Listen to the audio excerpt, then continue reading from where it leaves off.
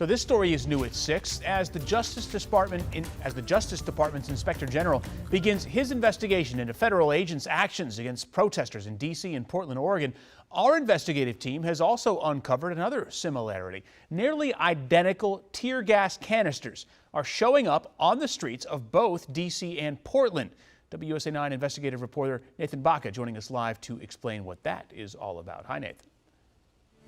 Well, Adam, we collected these tear gas canisters just outside Lafayette Park when we were tear gassed right alongside protesters on June 1st. Now, in Portland this week, the CBS News crew caught images of tear gas canisters fired by federal law enforcement. Monday night into Tuesday early morning as federal law enforcement fired tear gas at protesters outside a federal building in Portland, Oregon, a CBS News crew captured this moment. What was it like when they all came out there? War, literal war, except you can't fire back on your enemy. We analyzed the CBS News video and noticed similarities to evidence we gathered in D.C.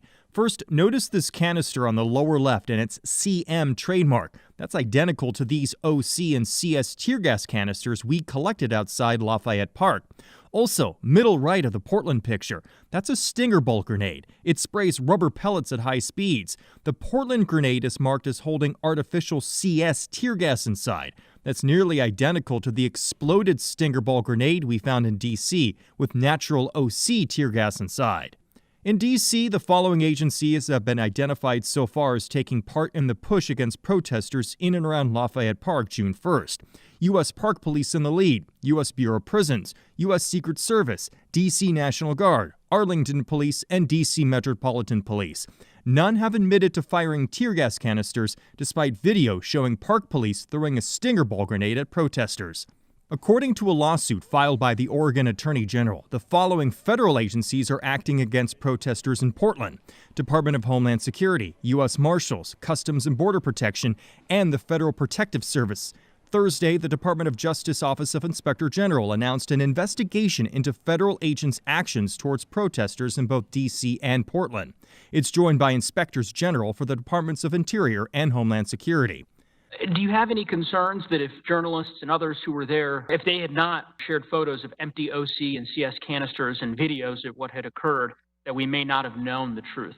Meanwhile, a congressional committee plans to hold its second hearing into Lafayette Park protests next Tuesday. Okay, we are moving across the street. Just half an hour ago, the U.S. Park Police Chief, Acting Chief, that would be Gregory Monahan, agreed to testify to that House committee investigating what happened at Lafayette Park. That will be happening Tuesday at 10 a.m. We also have a link on how you can watch. That's on our website as part of the story on WUSA9.com. Reporting live, Nathan Baca, WUSA 9. Hopefully some revealing testimony there to peel back some of the layers that you've been trying to uncover. I know you'll be watching. Nathan Baca, thank you.